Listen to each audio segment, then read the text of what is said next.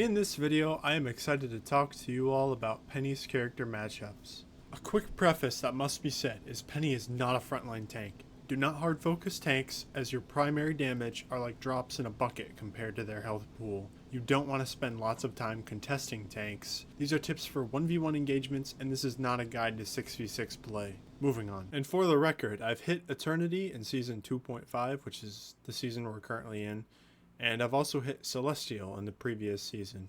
Knowing your strengths and weaknesses against other characters is very important. Peni is super adaptable, so knowing the optimal playstyle against enemies can be tricky. That's why I'm going to break down the way Peni should handle 1v1 scenarios with other characters. Once you understand how to deal with them in isolation, you can determine how to approach them in a 6v6. Let's start with general tips for tanks overall. These characters are the ones you'll be competing frequently with, as you both have the same goal, which is to take and hold space. Knowing your options to keep them off you and your teammates is crucial. Despite being able to zip around the map and flank easily, you still need to represent your front line to deter enemy vanguards from reaching your back line. You're a tank for a reason. Your nested mines play the best passive role as you set them up and they hold space for you. Your mines being invisible won't discourage forward movement, but it will punish it. Your snare and primary will be the active role, as tanks feel the pressure from constant damage and stuns, but your attention has to be applied to them. The stuns are probably the most impactful thing you can do to a tank, as it leaves them vulnerable and allows for a window of opportunity to get shot without them being able to react.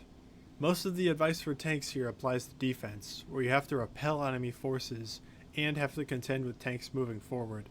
On attack, you have no space to really lose, and you can get behind enemy lines without as much worry.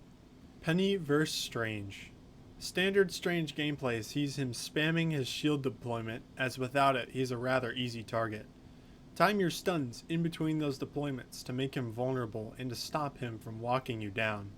If you get behind a Strange, you can stun him even with his shield up. He will try and target your nest, so body block some damage and break the nest if needed. Don't body block all of his damage, as that will wear you down and get you killed, as his E is really sneaky damage. Strange fears the nest, so make sure to extend it so it's harder for him to get an angle on it without taking damage. Strange can bait out mines with his shield, so be mindful of your placements against him. When he flies up in the air, just shoot at his shield and try to stun him. If you stun him mid-flight, it ends and he's grounded again. You can cancel his portals with a stun, potentially winning your team a round or a game. You can cancel his ultimate with a stun, and it is one of the easier ones to stop. Most Strange players have a sort of tell, so be alert when he gets aggressive, flies up in the air, and comes back down mid-ult. It's also really easy to tell when he ults. You just have to wait for the green crystal that appears right above him as he starts his ult. Peni vs Cap. He is a monster when it comes to sustainability. Because he's so fast and mobile, trying to wear him down with your primary will take you all day. Focus more on stunning him when he is vulnerable, like when he shield dives, is actively attacking, or has his back turned to you, as all of these means his shield is down. Your snare will be blocked when he has his shield up, and despite how small it looks, it protects all of his front half. Set up your nest in your backline as both a distraction and passive damage. Rely on your team to deal damage when he gets stunned by you. Mines are also usually a bust, as he will constantly be jumping around. When it comes to his ultimate, he basically becomes unkillable, especially with your low primary damage output. So honestly, it's best to try and ignore him and focus on other enemies that pose a greater threat to your team.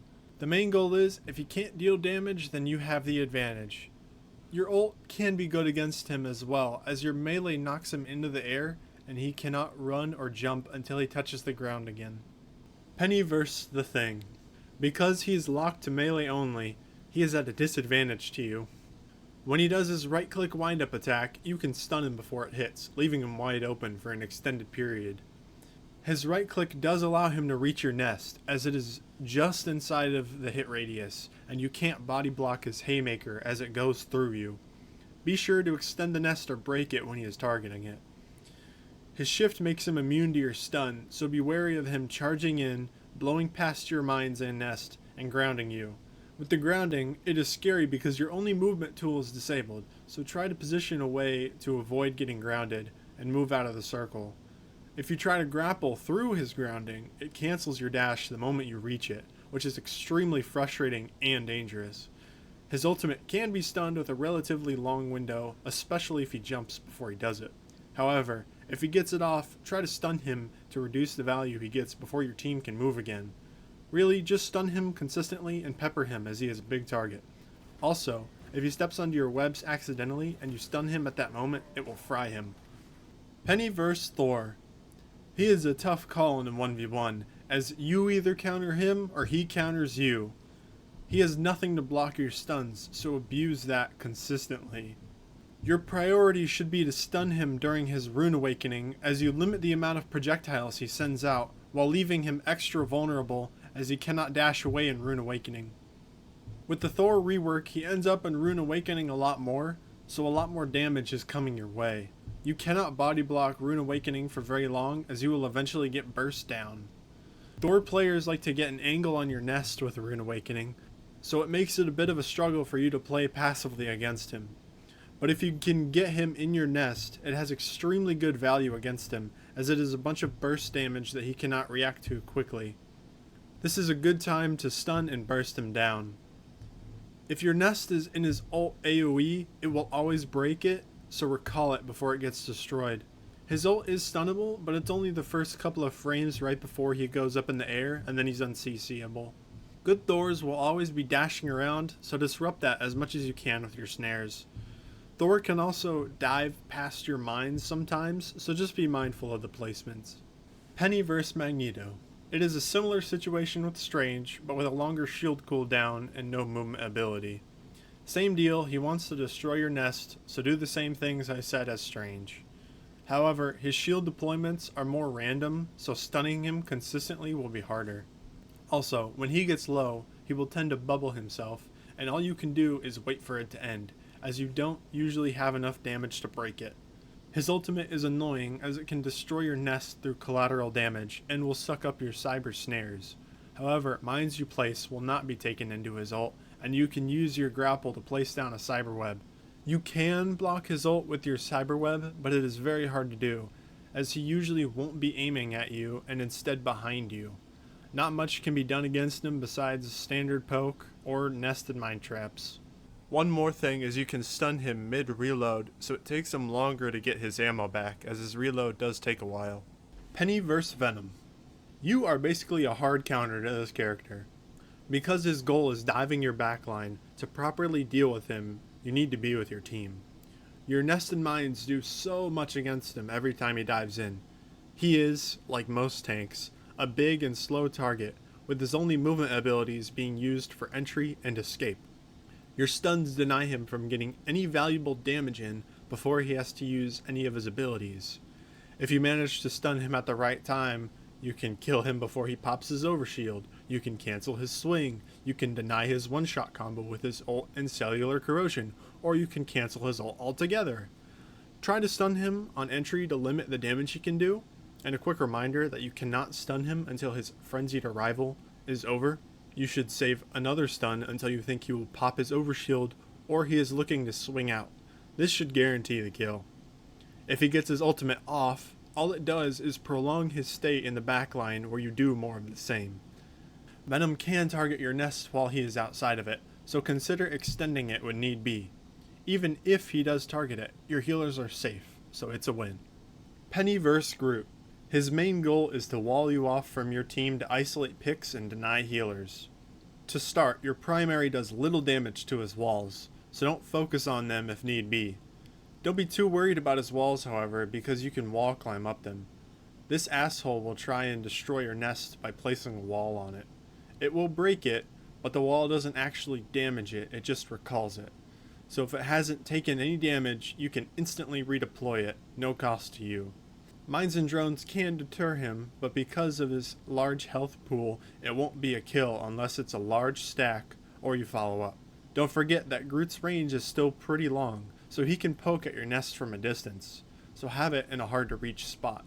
His ultimate can be cancelled or blocked with your snare, but usually you have to proactively stun him over waiting for his voice line, as it is quick to deploy. Otherwise, even if you aren't caught in it, prioritize stunning the Groot as soon as possible so he is delayed in placing a wall behind ones who are caught in the ult. The wall behind is usually where a brunt of the damage comes from, so shoot at it. Because he is such a big and slow target, stunning him is super effective for whittling him down and denying wall placements. Peni vs Emma. She is a tank buster, so keeping your distance is usually advised. When she uses her E or Mind Crush ability, as long as you have overshield generating in a web, you shouldn't be very worried because when it breaks, it will only get rid of that overshield. But if you don't have overshield currently, grapple out of range of it because it will dissipate when you leave the radius it's in. Don't let Emma beam you for too long, as its damage increases with further exposure and will whittle you down. Understand how much pressure you can take before you need to back off. Now, when she goes diamond form, it's a completely different story. Now, you need to treat her like a Wolverine, as her go-to method will be to grab and kick you, displacing you for a good couple of seconds. Respect the space she commands in diamond form. Quick note for both Peni learners and people who want to learn how to counter Peni, you do not want to be CC'd as Peni, as she is heavily reliant on mobility. The other issue with diamond form is you cannot stun her with your snare. Your only method of dealing with her is your drones and mines, as she is forced into close combat and is likely to charge into your nests. But she still has the damage reduction, so even that might not be enough to get her to back off. The most you can do is retreat and lure her back to your team so you can stun her when her diamond form ends and punish her forward movement. One thing to note is to be very careful when you dive into the enemy team with an Emma, because she will go diamond and CC chain you. Her ultimate has a decent window to stun it, so try and go for that when you see it, as it has the voice line as well as the giant red exclamation mark. Otherwise, your best case scenarios would be to get stunned as soon as possible to deal with her team, to kite and avoid her line of sight entirely, or to go past her and pressure the enemies while your team deals with the ult. Each scenario is dependent on the circumstances, it's up to you to decide what's best. Also, be aware of Emma's shield as it can cut you off from heals, and your primary struggles to break it. Peni vs Hulk. Hulk is probably the most rounded dive tank in the game. Because of your nature as a defensive type of tank, you do hold an edge against him. His main movement ability is a jump that must be charged, and the minimum charge for a jump is 0.5 seconds. If you can interrupt that timing, the enemy Hulk will have to charge up another jump, leaving him vulnerable to extra damage. Hulks tend to exile you most often, as he can target your nest while avoiding a stun, as the nest is a big threat. Mines, and sometimes the nest, might not be effective as he's constantly jumping around. He tends to put pressure on your backline, so similar to other dive tanks, stunning is usually the most effective for pressuring the Hulk back. Hulk, however, does have a bubble that he uses usually on entry to do something, or on exit to get out cleanly. It has a telegraph, but be conscious of it as it will stop your stun. His ultimate is rather easy to disrupt with your stuns and denies his juggle. Always prioritize stunning Hulk in his ult form, as he doesn't have a bubble in that state, and denies his value. When he transforms back into Banner, you can land an easy web to secure the kill. Peni vs Peni. This is a tough matchup, with Peni being slated to win defense more than offense. Because you compete for the same space, the Peni that doesn't have to work to gain space has the advantage. The steps I take for getting rid of an enemy Peni would be to snipe the nest from an off angle, as that removes a lot of the advantage she has. The other would just be stunning her and making her an easy target for your team.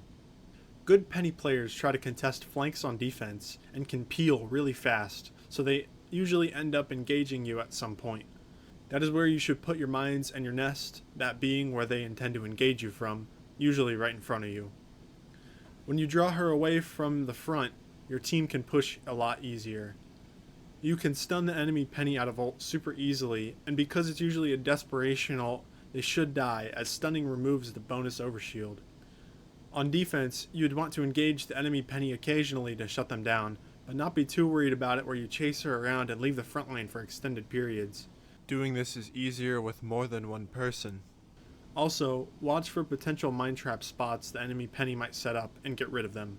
Now that I've gone over all the tanks, I hope you can better understand your strengths and weaknesses when going up against them, and can better understand how to approach fights in your next games. Drop a subscribe if you want to see the rest of the roles covered and my take on how to best approach them as Peni. Anyways, thank you for watching.